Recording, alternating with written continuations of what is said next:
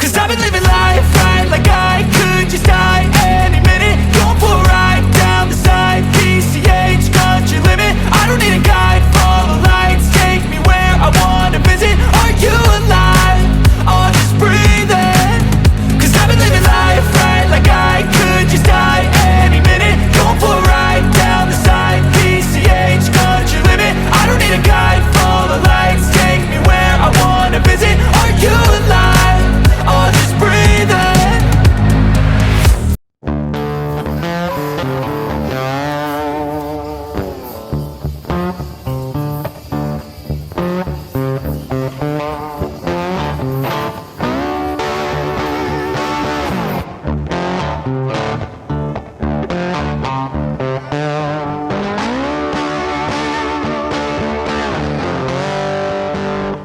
Alright dudes, welcome back. Sorry about the background noise. I got a bunch of my doggies walking around in the background here, but we're getting back into the Elcamino build, ladies and gentlemen. Let's go.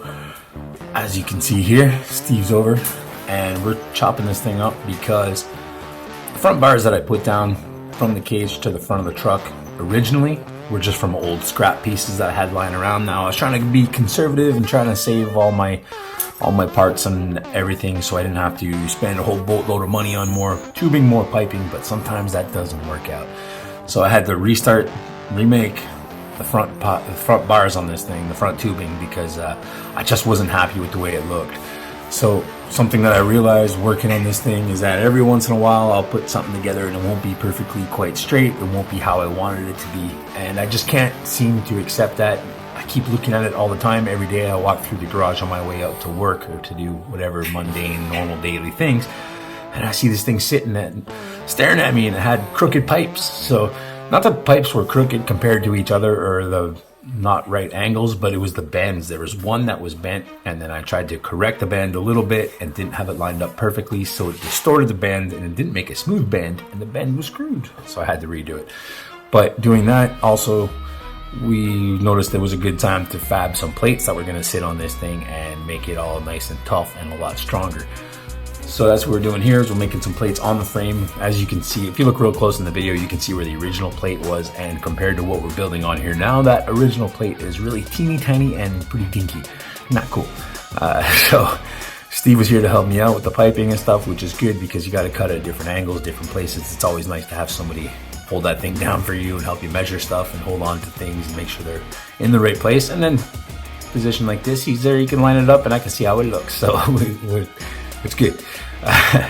Having teamwork makes the dream work, man. That's what we always say. That's how we do our projects, how we work on stuff. So I'm super honored to have this dude here with me. Anyways, working on the piping, doing the throat bands, all the stuff. If you haven't seen in previous videos what a throat line is or a throat cut line for notching, you can check that out in earlier videos. I'm not going to explain it in this one probably, but you can see here it worked out. We made two identical pieces, and it's time to rock and roll. So you can see we're fitting on the second piece there. Now, not to spoil anything, but there is going to be an issue that shows up later, but as of now it's all rock and roll and we're moving ahead on schedule, lining everything up. Got the two pipes to match the exact perfect angle, the perfect lengths.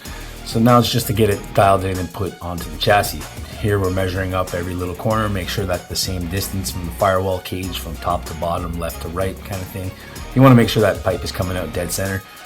As you can see by the way I just pulled that off right there, these are not locked down for good. It's a big thing you got to do is just tack it in nicely so that if you do have to take it off, and trust me, you probably will, unless either you got super lucky or you're super perfect in your calculations, and some dudes are, you know, some guys will just take their time and make it absolutely dead on perfect, but I don't think I'm that dude with that kind of patience because I want to see stuff look good and see it progressing. So moving on, now we got the seat in there. After all the work that I've done to get this seat all in there and everything all locked up, I figured it was a good time for Stevie here to try it out because he's one of the guys that's definitely going to be driving this truck as well as me. And with the seat adjustable, make sure he fits in there good. You can reach the shifter and everything is cool. Now we're going to have to do some probably crazy design on the shift knob and stuff like that to make it actually more accessible and easier to reach. It is just like a bare truck shifter, so it's real low. It was meant for sitting way down in the floorboard. And the steering wheel, obviously the stock steering wheel, we're not going to hang on to it, we're not going to keep it. Ideally I want to put a quick release in there just because I think quick release is a race car thing and it's kind of cool. I don't think it's really going to serve a purpose in this car because it doesn't have there's a lot of room. You're not going to need it probably unless the door bars get in the way when I do the roll bars for the cage. But the other thing is having a quick release. I'm just, like I said, I'm probably just going to put that in. And I'm also a big fan of deep dish steering wheels. So that's going to bring everything back. It's going to make it easier for the driver to have the steering wheel in his lap, in his hands. Hopefully the distance from the pedals is going to be fine too. It's an Elcamino. It's a single cab. It's like a pickup truck. So there's not like a crazy amount of foot room in it. So I don't think reaching the pedals is going to be an issue. Like, I know I don't have a problem, but for like a shorter guy, just moving the seat up is going to be good. And also, like I mentioned in previous episodes when we were doing the seat, it's on a bit of an angle so that when the seat moves forward, it actually moves up as well. So somebody that's got a shorter torso and shorter legs, it'll balance out. It'll work its way forward. But the only problem is the seat is very low. When I sit in it myself, I can just see over where the dash is going to be. So I think that might be a little bit of an issue later on. But we'll deal with that when we get there. The seat is pretty much adjustable. The driver's seat is on Sparco brackets. And if you know those, you know that they have multiple holes in the bracket and the slots are adjustable. So I'm definitely going to be able to work something out. We're just going to see how this, you know what I mean? So working on the front end here, welding up the pipes, make sure everything's good and solid. At this point, Steve is come and gone. He helped me out, get them all lined up. So now we just got to lock in those welds and make it all good and solid. I'm a little concerned here with heating it too much and bending it. I'm not sure how much of an issue that's going to be. The pipe runs pretty far. It's tied down on both ends, but try to be careful with it. Try to look at it once in a while. It could definitely warp. Besides that, this part's pretty straightforward. Those plates that we welded or that we put on are pretty heavy duty, so you can really lay down a really thick, heavy weld in there. You can get some good heat, get the metal to penetrate properly, to really mate together. You know what I mean? Penetrate and mate. That's what you want.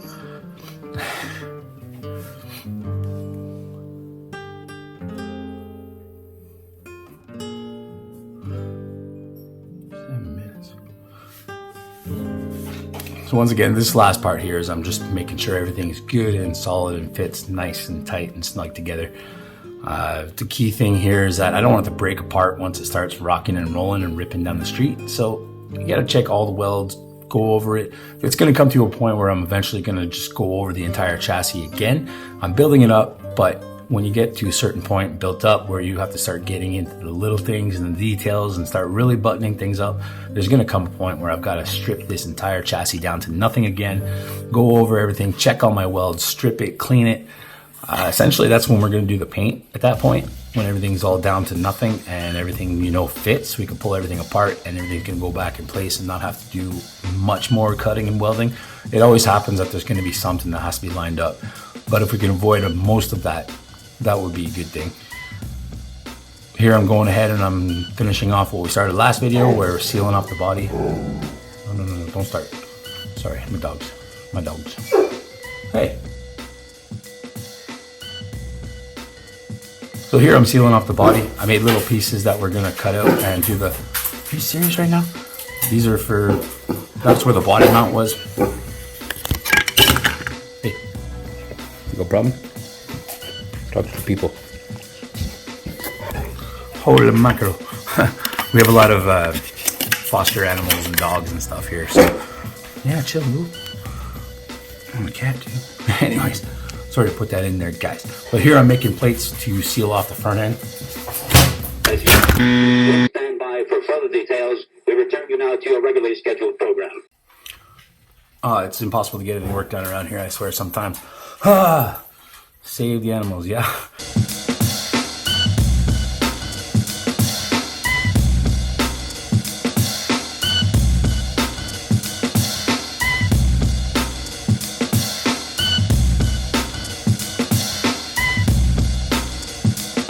All right, so trying to get the rest of this video done. As you can see, I pulled the engine back out. Now we just got to work on getting everything lined up, cleaned up. I'm going to start doing some heavier work, checking stuff, making sure everything is good.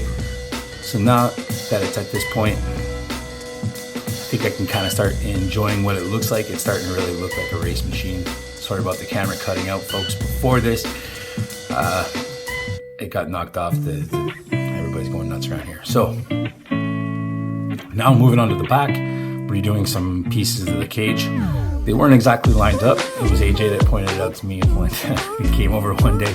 So, of course, like the front end, it wasn't exactly lined up good. It wasn't perfect. You could see it with the eye. You could tell that it was really off of where it should have been.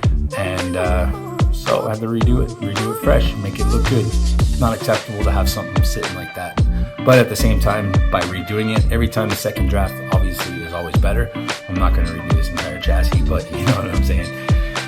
The second ones, they went in better, cleaner, tighter. Because I have a better idea where I'm going with this, I was able to clean them off properly, get the proper angles. I have more structural ideas, and everything's locking in, and it's getting real solid, and it's getting real good. So I don't know what else to tell you guys right now, besides being interrupted by all the foster pets and everything else, and making a ruckus. We're moving on with the project. So thanks to you for watching. I'll leave you with this little bit of me finishing off welding some of the roll cage tubing. So enjoy it, dudes. Check you later. Subscribe if you haven't already, and I'll see you next episode.